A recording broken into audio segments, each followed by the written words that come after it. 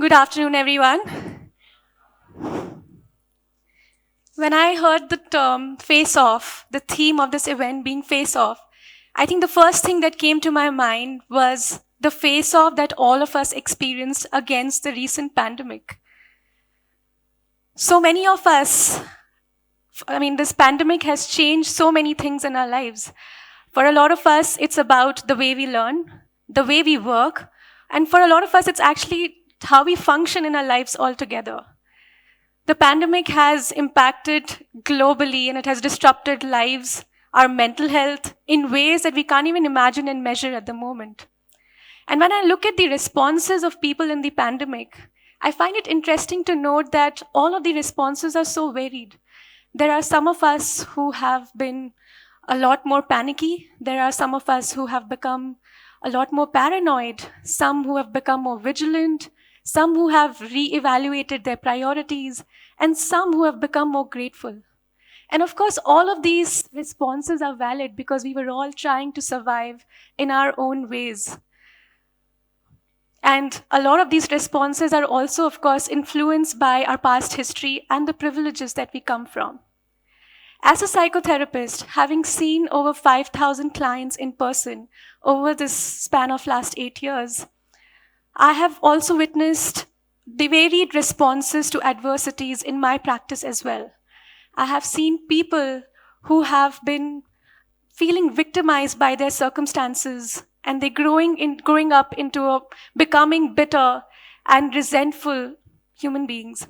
I've also seen people who have become stronger and emerge stronger from their struggles, and they have just not let their circumstances define them. So when I sit back and look closely at all of these individual stories that of the clients that I have seen, and also at my own life and the challenges that I have faced, I realize that leaving aside all the factors that are beyond our control, when it comes to day-to-day affairs, or when it comes to facing a setback, it all boils down to the power of choice. Did you know that an average working adult makes about 12 decisions already before 9 a.m.? In fact, it is estimated that we make about 35,000 choices per day, an average adult, of course. And researchers at Cornell University have estimated that we make 226.7 choices per day on food alone. So I suppose it won't be wrong for me to say that life is all about the choices that we make. Every little decision that we make, big or small, impacts us in one way or another and determines how our coming years are going to unfold. And if you have seen the butterfly effect or know about it, you know what I mean, right? But some of these choices are so ingrained into our day-to-day lives that we don't even realize when we are making them. Like on a day-to-day basis, we make choices such as the clothes that we are going to wear, the food that we are going to eat, what time do we really leave for work or office or college that you might be going to, what commute that we choose to get there, the people that we choose to interact with, the appointments that we schedule, what we choose to do with our time post work, and so on and so forth. Some of these choices are life altering, and there are some choices which determine who we are as a person. And then there are some choices which leave us with meaningful learning experiences. But you know what? Sometimes not making a choice is also a choice in itself. And there's a beautiful a popular quote by Viktor Frankl, who is an author of A Man's Search for Meaning, which also happens to be one of my favorite books. He says, "Between stimulus and response, there is a space. In that space is our power to choose our response. In our response lies our growth and our freedom." This quote so rightly sums up that no matter what our circumstances are, we always have the choice to choose our response. We always have the power of choice. And today in this talk, I would like to highlight 5 important choices that we can make that can help us feel empowered in our day-to-day lives and be resilient when we are face to face with an adversity. So I grew up in a joint family of many uncles and aunts. And for some reason, in my father's side of the family, most of my relatives had a very loud and aggressive demeanor. And I remember growing up how intimidating I found that. In fact, I was so petrified with one of the relatives that whenever he would be around, I would literally be shivering. And I remember that 6-year-old me making a promise to myself that I would not be that. I would not grow up to be loud and aggressive. I remember making a promise to myself that I would grow up to be the most soft-spoken person I could ever be. And even though it was such a small little choice that I made, but I'm just so proud of it because I chose to not be something that I disliked. I intentionally chose to be different, to be better. And I suppose that it doesn't have to apply only to that situation. In life, so many times we come across traits, people, systems, or things that we despise.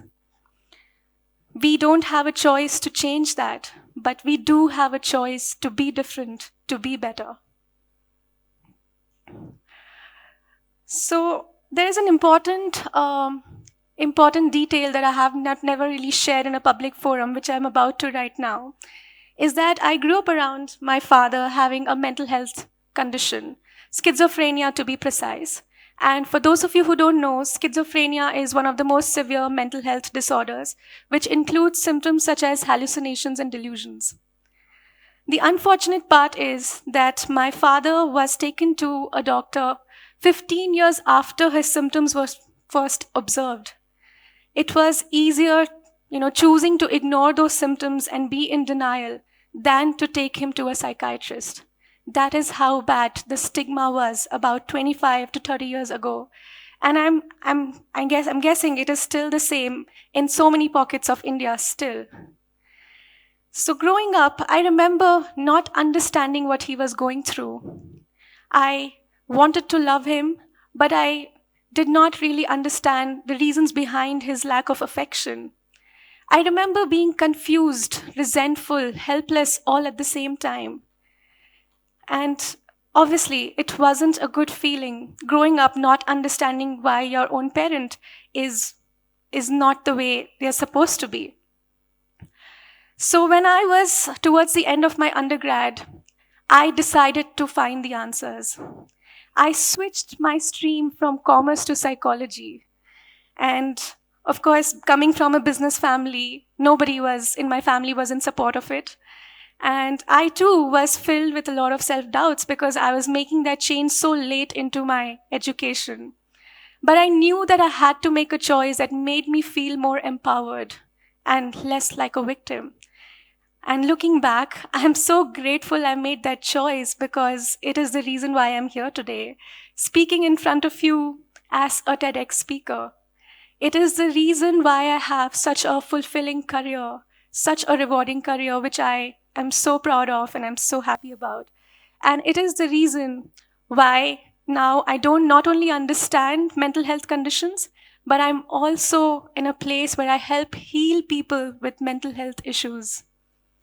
And I'm so proud to say that my organization, Over a Cup of Tea, is now one of the most credible therapy centers in India. And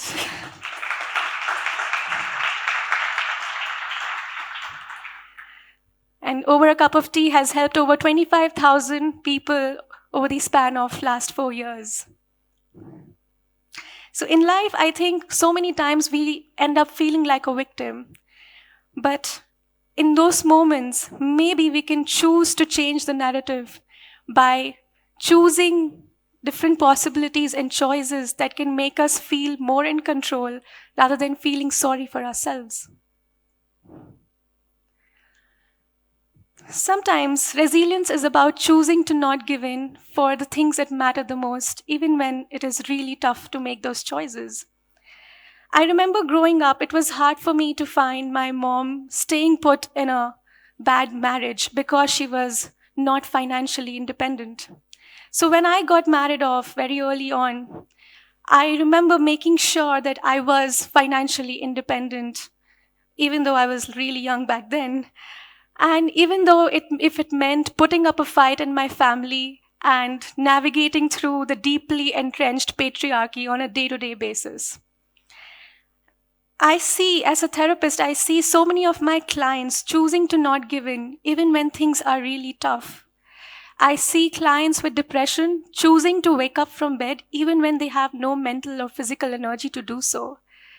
I see some of my clients choosing to not give up on their dreams, even when all the odds are against them. I see some clients who are on the edge, choosing to live their life, even though they are in immense pain and they have no will or find no meaning to live their lives. Having said that, of course, it's not easy to not be feeling down by all the circumstances. But in the long run, even when things are tough, when we choose to not give in on our dreams or things that matter the most, it could be a cause, it could be a passion, it could be a career, it could be really anything. But it is what, when I look back, makes me feel the most empowered. Sometimes resilience is a lot more simpler. It is just about choosing yourself. So when I had my baby, I remember how incredibly hard it was initially. I remember feeling so isolated and exhausted. Motherhood was not an easy journey. Of course, I had my beautiful, precious moments with my daughter, but it was hard to navigate all of it all on my own with limited support. And I could sense that my mental health was declining. So when my daughter turned 1.5 years old, I made a very conscious choice to start work. It was a really hard choice, and I was laden with guilt at the thought of leaving my daughter at somebody else's care for a few hours voluntarily. But I'm so glad I made that choice, because after that, not only my mental health started to improve, I also became a lot more present, a lot more patient as a mother. So with life being so full of stresses and so full of challenges, sometimes it's so easy to be burnt out all the time. But maybe we can, in those moments when we feel the most burnt out, we can choose to fill our cups and choose to prioritize ourselves and focus on self-care, because I think in these hard moments when our cups are full, it is what that makes us feel more resilient and empowered than you can even imagine. Last but not the least, sometimes when life makes us feel helpless and stuck in situations, we may feel like that things are limited, the possibilities are limited. We may feel bogged down by our circumstances, the broken systems, the stigma, the patriarchy, the inequalities, financial constraints, and so on. But in those moments, I think it is the most important to exercise the power of choice, because it is in those moments we can choose to look for possibilities rather than focus on limitations. I find so many of us, that we end up going through something just because we have chosen that and we have invested some time into it. We end up continuing to do so even if we don't like it.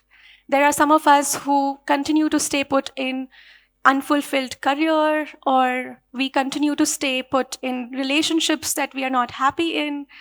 And so many of us who not end up taking actions towards something that we want to do, and we become complacent about that. But in those moments, I hope that we find the courage to really go out there and make different choices for ourselves. Because the best part about the power of choice is that we are in the driver's seat, and we can choose to intentionally, very actively, we can choose different possibilities for ourselves.